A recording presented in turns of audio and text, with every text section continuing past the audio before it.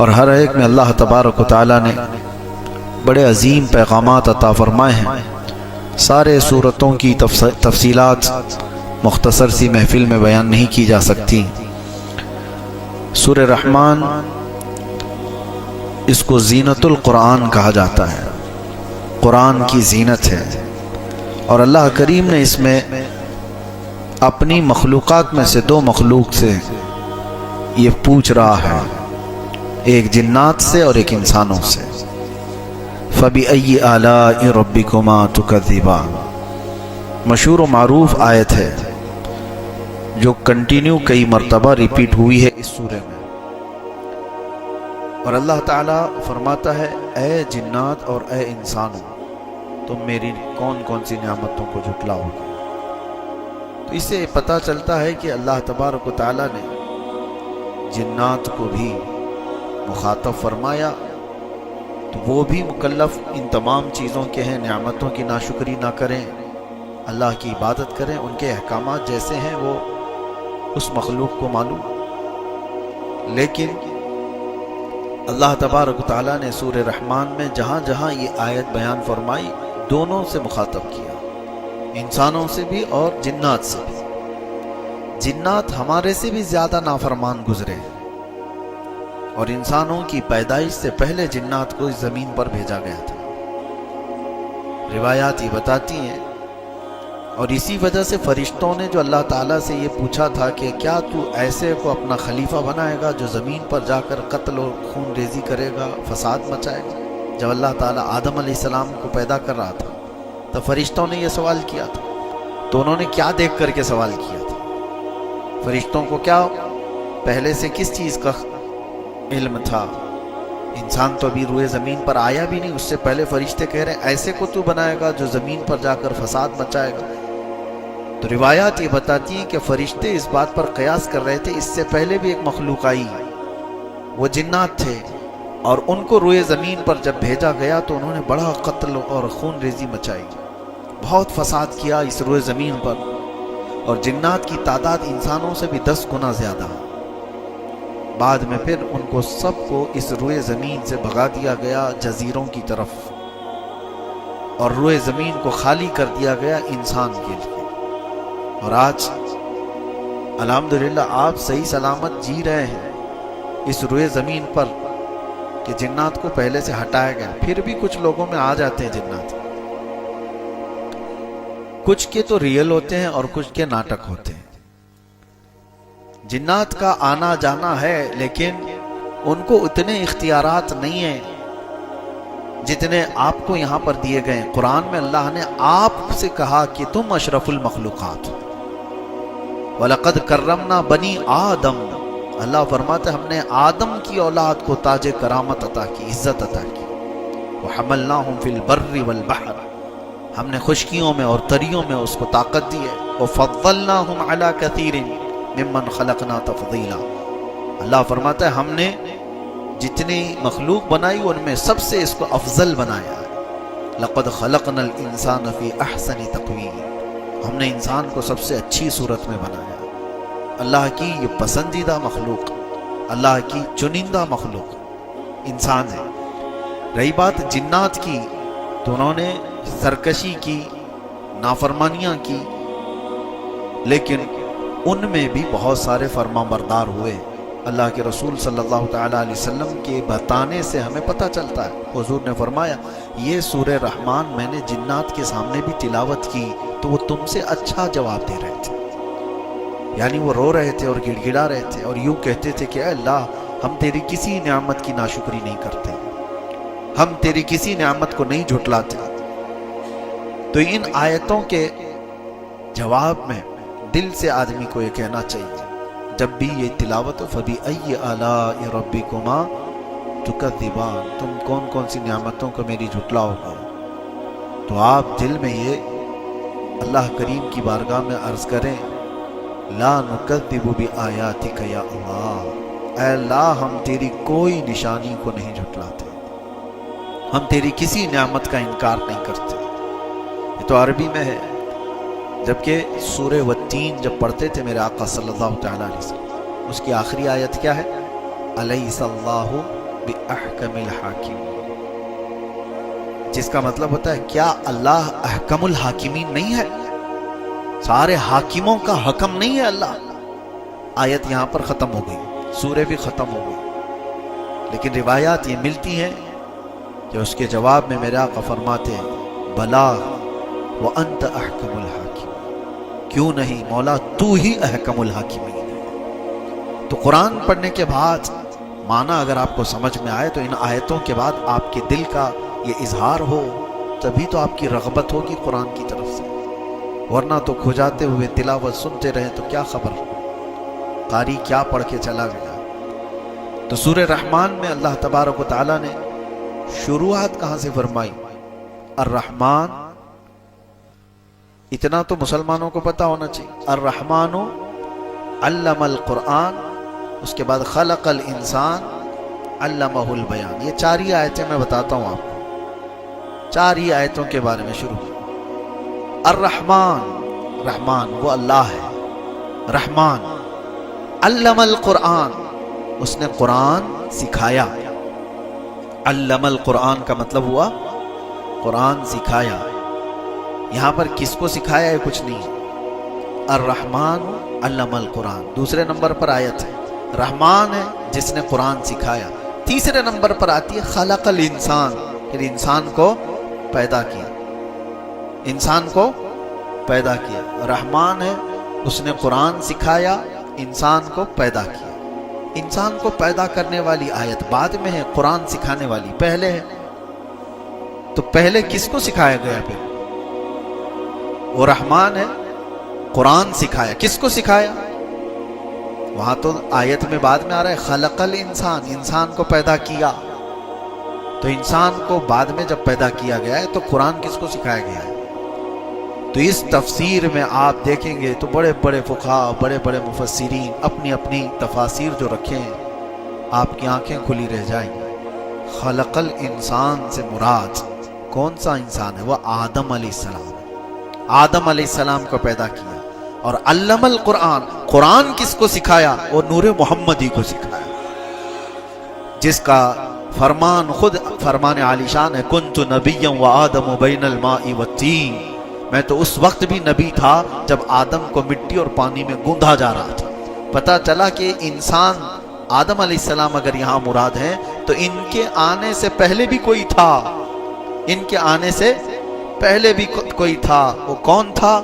وہ جو نہ تھے تو کچھ نہ تھا، وہ جو نہ ہو تو وہی تھے۔ وہی ہے اول، وہی ہے آخر، وہی ہے ظاہر، وہی ہے باطن، وہی ہے قرآن، وہی ہے فرقان، وہی ہے طٰہٰ، وہی ہے یاسین۔ لوح بھی تو، قلم بھی تو، تیرا وجود الکتاب، گنبد آبگینہ رنگ تیرے محیط میں حباب۔ حضور پاک صلی اللہ تعالیٰ علیہ وسلم کے متعلق ہی فرمایا گیا۔ اب میں آپ کو ایک بات بتاتا ہوں، نبی پاک صلی اللہ علیہ وسلم نے فرمایا اللہ نے سب سے پہلے چیز کیا پیدا کی؟ سب سے پہلی چیز، حدیثیں الگ الگ، حضور فرماتے ہیں سب سے پہلے پیدا کی جانے والی چیز قلم ہے۔ کیا ہے؟ اور پھر ایک حدیث میں ہے سب سے پہلے چیز پیدا کی گئی ہے لوح۔ لوح کا مطلب وہ تختی جس پر سارے لوگوں کی تقدیریں لکھی گئی۔ تو ایک حدیث میں ہے کہ اللہ کے نبی صلی اللہ علیہ وسلم فرماتے ہیں سب سے پہلے اللہ نے قلم کو پیدا کیا، اور ایک حدیث میں ہے سب سے پہلے اللہ نے لوح کو پیدا کیا۔ اور حدیث جابر میں تو اللہ کے نبی فرماتے ہیں سب سے پہلے اللہ نے میرے نور کو پیدا کیا، حضور کے نور کو پیدا کیا۔ تین حدیثیں ہیں، ایک حدیث میں سب سے پہلے۔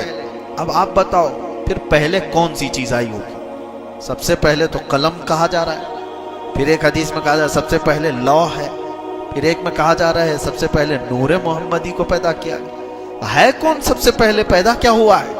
اس کی تطبیق کو سمجھنے کے لیے اقبال کا وہ شعر پڑھنا چاہیے۔ سب سے پہلے لوح پیدا کی گئی کہ قلم پیدا کیا گیا کہ نور محمدی؟ تو وہ ایک شعر میں بتاتے ہیں نہیں نہیں یا رسول اللہ، لوح بھی تو، قلم بھی تو، تیرا وجود الکتاب۔ لوح بھی تو، قلم بھی تو، یعنی جہاں لوح کا ذکر آیا ہے اس سے مراد رسول اللہ کی ذات، جہاں قلم کا ذکر ہے اس سے مراد بھی حضور کی ذات۔ تیرا وجود الکتاب، کتاب بھی یا رسول اللہ صلی اللہ تعالیٰ علیہ وسلم سے مراد آپ ہیں، اور پھر یہ سب سمجھنے کے لیے یہ لوح ہو، قلم ہو، کتاب ہو، پھر اعلیٰ حضرت کو پڑھنا ہوگا، وہ جو نہ تھے تو حضور پاک صلی اللہ تعالیٰ علیہ وسلم۔ اور ایک حدیث ہے کنتو کنزن مخفیا، اللہ فرماتا ہے میں ایک چھپا ہوا خزانہ تھا، میں ایک چھپا ہوا خزانہ تھا، فَأَرَدْتُ أَنْ أُعْرَفَ، اللہ فرماتا ہے میں نے یہ ارادہ کیا کہ میں پہچانا جاؤں یا میرا تعارف کرایا جائے، فَخَلَقْتُ الْخَلْقِ، پھر میں نے مخلوق بنائی، خلق بنائی۔ اب اس خلق سے مراد کون ہے؟ صوفیہ فرماتے ہیں وہ رب ذوالجلال کے حبیب صلی اللہ تعالیٰ علیہ وسلم کی ذات ہے۔ تو اللہ کے نبی صلی اللہ علیہ وسلم کو ایک لقب میں یہ کہا جاتا ہے مظہر خدا، مظہر خدا، جس کا مطلب ہوتا ہے اللہ تعالیٰ نے اپنی پہچان کے لیے جو سب سے بڑی چیز بنائی وہ محمد عربی کی ذات ہے، حضور پاک کی ذات ہے۔ سب سے بڑی چیز اللہ کی پہچان کے لیے اس کائنات میں کوئی آئی ہے چیز تو وہ کیا ہے؟ محمد عربی کی ذات۔ اور رسول کو دیکھ کر کے اگر کوئی اللہ کو نہیں پہچانا تو پھر وہ کچھ بھی نہیں پہچانا۔ ویسے تو اللہ کی ہزاروں نہیں کروڑوں نشانیاں ہیں، آسمان بھی اللہ کی نشانی، زمین بھی اللہ کی نشانی، چاند بھی اللہ کی نشانی، سورج مدار پر چلنا یہ بھی اللہ کی نشانی، ستارے یہ ایک دوسرے سے نہیں ٹکراتے یہ اللہ کی نشانی، وہ سب رب تعالیٰ نے سورہ رحمان میں بیان فرمایا یخرج منہما اللؤلؤ والمرجان، دیکھو سمندروں میں مرج البحرین یلتقیان بینہما برزخ لا یبغیان، دو سمندروں کو اللہ ایسے چلاتا ہے کہ بیچ میں ایسا برزخ ہے، نہ ادھر کا سمندر اس میں ملتا ہے نہ ادھر کا ادھر، ایسے ایک جگہ نہیں کئی جگہ پر کائنات میں چیزیں موجود ہیں کہ دو سمندر آپس میں ملتے ہیں، دونوں کا رنگ الگ، دونوں کا مزہ بھی الگ، لیکن ان کو روکنے کے لیے بیچ میں کوئی دیوار نہیں، اور پانی ہے کہ برابر نہ اس کا رنگ اس میں آتا ہے نہ اس کا رنگ اس میں آتا ہے۔ اور قرآن میں اللہ فرماتا ہے بینہما برزخ لا یبغیان، ان دونوں کے بیچ میں ایک برزخ ہے جو ان کو ملنے نہیں دیتا۔ وہ کیا ہے برزخ؟ نہ دیوار ہے نہ لکڑی ہے نہ کپڑا ہے، کچھ بھی نہیں ہے، لیکن اللہ فرما رہا ہے کوئی حکم ہے جو انہیں ملنے سے روکا ہوا ہے، کوئی حکم ہے، وہ اللہ کا حکم ہے۔ اور پھر مولا فرماتا ہے ان دونوں سمندروں سے موتی اور مرجان نکلتے ہیں، یخرج منہما اللؤلؤ والمرجان۔ پھر اللہ تعالیٰ فرماتا ہے وَلَهُ الْجَوَارِ الْمُنْشَآتُ فِي الْبَحْرِ كَالْأَعْلَامِ، اور پھر اللہ تعالیٰ فرماتا ہے کل من علیہا فان وَيَبْقَى وَجْهُ رَبِّكَ ذُو الْجَلَالِ وَالْإِكْرَامِ، یہ ساری کائنات میں جتنی طاقتور چیزیں تم دیکھ رہے ہو سب کے سب فنا ہو جائیں گی، باقی رہنے والی صرف تمہارے رب کی ذات ہے، سب چیزیں فنا ہو جائیں گی۔ یہ پہاڑ، اونچے اونچے پہاڑ جس کو ختم کرنے کے لیے سالوں لگ جاتے ہیں، ایک پہاڑ کو کاٹنے لگ جاؤ تو تمہاری زندگی ختم ہو جائے، لیکن یہ طاقتور پہاڑ اڑا دیے جائیں گے روئی کے پھائے کی طرح، یہ سارے سمندر اچھال دیے جائیں گے، وَإِذَا الْبِحَارُ سُجِّرَتْ، اللہ نے قرآن میں فرمایا سمندروں میں آگ لگا دی جائے گی، چاند اور سورج ٹکرا دیے جائیں گے، اِذَا الشَّمْسُ كُوِّرَتْ وَإِذَا النُّجُومُ انْكَدَرَتْ، ستارے آپس میں ٹکرا دیے جائیں گے، چاند اور سورج کو ٹکرا دیا جائے گا، زمین میں ایک بڑا طوفان ہوگا، سب فنا ہو جائیں گے، لیکن اللہ رب العزت فرماتا وَيَبْقَى وَجْهُ رَبِّكَ ذُو الْجَلَالِ وَالْإِكْرَامِ، عظمت اور جلال والے تمہارے رب کی ذات باقی رہے گی، باقی کچھ نہیں رہے گا۔ اور یہ ساری نشانیاں بتا کر رب تبارک و تعالیٰ فرماتا ہے پھر تم کون کون سی نعمتوں کو جھٹلاؤ گے۔ اور ہم نے سورہ زاریات میں ایک بات یہ بھی پڑھی، ایک آیت یہ بھی پڑھی، اللہ فرماتا ہے وَفِي أَنفُسِكُمْ أَفَلَا تُبْصِرُونَ، تمہاری ذات میں میری نشانی ہے کیوں دیکھتے نہیں۔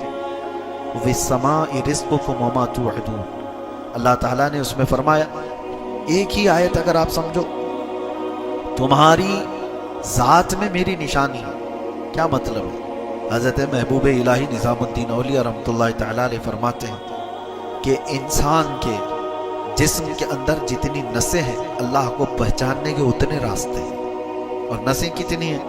کہا گیا کہ کھول کر کے بچھا دیے جائیں تو ہزاروں کلومیٹر کا سفر ہو جائے، ہمارے جسم کے اندر کی جو رگیں ہیں اس کو کھول کر بچھا دیا جائے تو ہزاروں کلومیٹر کا سفر ہو جائے، کوئی آج تک گن نہ سکا کہ یہ رگیں کتنی ہیں، نسیں کتنی ہیں، اس میں ایک ڈیمیج ہو جائے تو اس کو آدمی پھر ریکور نہیں کر پاتا۔ کچھ وہ ہوں گی جو نسیں بڑی آپ کو نظر آتی ہیں، کچھ وہ ہیں جو مائکروسکوپ سے دیکھی جاتی ہیں، خوردبین سے دیکھی جاتی ہیں، دماغ کے اندر ہی جو نسیں ہیں कई 100 किलोमीटर तक उसका मसाफत हो सकती है। और हज़रत इमाम आज़म अबू हनीफा रहमतुल्लाहि तआला अलैह फरमाते हैं, मन अरफ़ नफ्सहु फ़क़द अरफ़ रब्बह, जिसने अपने आप को पहचान लिया वो अपने रब को पहचान लिया। कभी आप देखो कौन है जो मेरी पूरी ज़िंदगी का निज़ाम संभाला हुआ है, कौन है मुझे ज़मीन पर सिर्फ 2 टांगों पर खड़ा रखता है, गिरने नहीं देता। इमाम जाफ़र सादिक़ रज़ियल्लाहु तआला अन्हु से पूछा गया, आप कोई निशानी बताएं अल्लाह तबारक व तआला, तो फरमाते हैं कि परिंदों को देखो, परिंदों को देखो, वो एक तार पर पूरी रात सो जाते हैं, उन्हें गिरने कौन नहीं देता, कौन है जो उन्हें गिरने से बचाता है। हकीकत है, कभी आपने सोचा इस तरह? ना वो झोले खाते हैं ना उनको, हालांकि वो गहरी नींद में सो जाते हैं, पतली पतली 2 टांगों से एक तार पर बैठकर। क्या इंसान इस तरह तार पर बैठ सकता है? उनका काम तुम नहीं कर सकते, तुम्हारा काम वो नहीं कर सकते। इमाम जाफर सादिक फरमाते, उन परिंदों को देखो, कौन है जो उन्हें इन पतली तारों पर बिठाता है और गिरने से महफूज रखता है? वो अल्लाह है। मा युमसिकुहुन्ना इल्लल्लाह, कुरान में खुद अल्लाह फरमाता है, अवलम यरो इलत तैरी फौकहुम साफातिन व यक़बिदन मा युमसिकुहुन्ना इल्ला रहमान, क्या तुम परिंदों को नहीं देखते जो आसमानों पर उड़ते हैं और उनको गिरने से बचाए रखता है? कौन है? इल्ला रहमान, सिवाय रहमान के कोई नहीं। तो ये सारी निशानियां कायनात में मौजूद हैं। और आज का ज़माना, मुझे हैरत हो रही है, अभी चंद दिन कबल केरला के सिलसिले में आपको पता होगा कि हाईली एजुकेटेड लोग हैं, लिटरेसिटी वहाँ पर इंडिया के सारे स्टेट्स के एतबार से 100% हो चुकी है, पढ़े लिखे लोग माने जाते हैं। लेकिन मेरे कई रिश्तेदार हैं, उन्होंने मुझसे ये कहा कि सबसे हैरत की बात है कि सबसे ज़्यादा एथीज़म केरला में हो रहा है। एथिस्ट, मुल्हिदीन की तादाद कसरत से वहाँ फैलती जा रही है। हैरत हुई। मैं जानता हूँ केरला को अच्छी तरह से, बच्चा बच्चा सूरह यासीन हिफ्ज़ किया हुआ रहता है, हर घर में तिलावत कुरान का मामूल है। फजर की जमात में आप वहाँ जाकर देखें, मस्जिदों में तो ऐसा लगे कि जुमा में है, सारी नमाजों में इस तरह से नमाजों की पाबंदी। लेकिन आज वो इलाका मुल्हिदीन की जद में आ गया है। ये एथीज़म कहाँ से आ रहा है? ये निशानियां अल्लाह तबारक व तआला की बेहिसाब देखकर पढ़े लिखे लोग गुमराह कैसे होते हैं। एक बात याद रखें, सिर्फ आदमी का पढ़ा लिखा होना काफी नहीं। इल्म अलग चीज है, नूरे इल्म अलग चीज है। इल्म तो शैतान के पास भी था और वो गुमराह हुआ। नूरे इल्म जिसके पास होता है वो विलायत पा जाता है। बहुत सारे लोग आज पढ़ तो लिए, बड़े बड़े इल्म के भंडार उनके पास है, लेकिन नूरे इल्म उनके पास नहीं। वो फयूज़ व बरक़ात जो औलिया कामिलीन से चलकर सीनों पर आते हैं वो ना हो तो पढ़े लिखे लोगों को, डॉक्टर्स को, इंजीनियर्स को, एडवोकेट्स को मैंने देखा है वो एथिस्ट हो रहे हैं। आम लोग नहीं, पढ़े लिखे बड़े, कई डॉक्टरों की एक तंजीम बनी हुई है एथिज्म की, वो लोग प्रमोट कर रहे हैं। वो कह रहे हैं कोई खुदा ही नहीं है, ये कायनात ऐसी वजूद में आ गई, ये निज़ाम अपने आप चल रहा है। सारे लोगों ने अपने अपने हिसाब से निज़ाम, अपना दीन बनाया हुआ है, मजहब बनाया हुआ है। मेरे अजीजों, यहाँ हल्की सी भी चीज अपने आप नहीं होती, इतनी पूरी कायनात अपने आप कैसे होगी, कैसे हो सकती है? लेकिन जब ईमान खत्म हो जाता है तो आदमी हमेशा नेगेटिव सोचने लग जाता है। उसके अंदर से जब नूर ईमान खत्म कर दिया जाता है तो उसको ये निशानियां नजर नहीं आती। इसीलिए कुरान में अल्लाह फरमाता है, इन्नका ला तुस्मिउल मौता वला तुस्मिउस सुम्मा दुआ। ए महबूब, आप उनको नहीं सुना सकते इसलिए कि वो गूंगे, बहरे हैं और मुर्दा हैं। किसके बारे में अल्लाह फरमा रहा है? जो मक्का के कुफार और मुशरिकीन, हुजूर से बढ़कर के कोई निशानी उनके पास थी? रसूल पाक सल्लल्लाहु तआला अलैहि वसल्लम को जिसने देखा, अरे आसमान क्या निशानी है, चांद क्या निशानी है, सूरज क्या निशानी है, जिसने चेहरे रसूल को देखा उससे बड़ी निशानी क्या है? वो रसूल जो उंगलियां बर्तन में रख दें तो पानी के फव्वारे जारी हो जाए, वो रसूल जो इशारा करें तो चांद पलट आए, वो रसूल जो सूरज को इशारा करें वो सूरज पलट आए और चांद फट जाए, اور ان کے ہاتھ میں مٹھیوں میں کنکریاں پڑنے لگ جائیں اور شجر و حجر انہیں سلام کرے. یہ ساری نشانیاں مکہ والے دیکھ رہے تھے کہ نہیں دیکھ رہے تھے؟ سب پتا تھا. اور جو میرے آقا فرماتے تھے وہی ہو کر بھی رہتا تھا. جو بعد میں آنے والی خبریں حضور دیتے تھے وہ ہوتا تھا. یہ ساری نشانیاں دیکھنے کے باوجود وہ ملحد رہے. انہوں نے کہا کوئی خدا نہیں ہے، ہم اس خدا کو نہیں مانتے جو محمد کا ہے. معاذ اللہ رب العالمین. میرے عزیزو، جب نور ایمان ختم ہو جاتا ہے تو بڑی بڑی نشانیاں بھی اسے نہیں نظر آتی. کل کی رات بھی ذکر میں نے ایک بات آپ کے سامنے ذکر کیا تھا کہ ڈرو اس بات سے کہ اللہ تبارک و تعالیٰ اگر کبھی تم کو اپنے دین سے اپنے گھر سے دور کر دیا، بہت بری موت مارے جاؤ گے دنیا میں، بہت بری موت. اور وہ سب سے بدنصیب شخص ہے، وہ محروم ہے جس کو اللہ تبارک و تعالیٰ دھیرے دھیرے اپنے دین سے دور کرتا ہے. یہ میں نے بہت سارے اپنے تجربے کی باتیں آپ کے سامنے رکھی کل بھی. مجھے ڈر ہے اس بات کا کہ اللہ تبارک و تعالیٰ جب کسی سے ناراض ہوتا ہے تو اس کے اندر سے ایمان کی دولت کو اور دین کی یہ صلاحیت کو ختم کر دیتا ہے. مجھے میرے والد گرامی فرمایا کرتے، بس اب میں ختم کر رہا ہوں، مسجد کے صدر تھے، متولی ہمارے ہاں کہا جاتا ہے، اور بڑے پرہیزگار اور ایک بڑے بزرگ کے خدمت گزار بھی تھے. اور کئی سالوں تک میں جانتا ہوں، میں نے ان کو بڑھاپے میں دیکھا ہو، یا ہمارے والد فرماتے تھے کہ اچانک ایسا ہوا کہ مسجدوں کے معاملات سب جگہ ہوتے ہیں، ہر جگہ ہوتے ہیں، تو نئی جماعت آ گئی، پرانے متولی صاحب کو ہٹا دیا گیا. اب ان کی عمر کافی بھی ہو گئی تھی، داڑھی تھی، اور اس کے بعد یہ آپسی چپکلش تھی یا جو بھی ہے، محلے میں ہوتے رہتے ہیں، ہر جگہ ہوتے رہتے ہیں. اور اس کے بعد جب ان کو ہٹا دیا گیا، میری یہ بات کو آپ اپنے اوپر نہ لیں،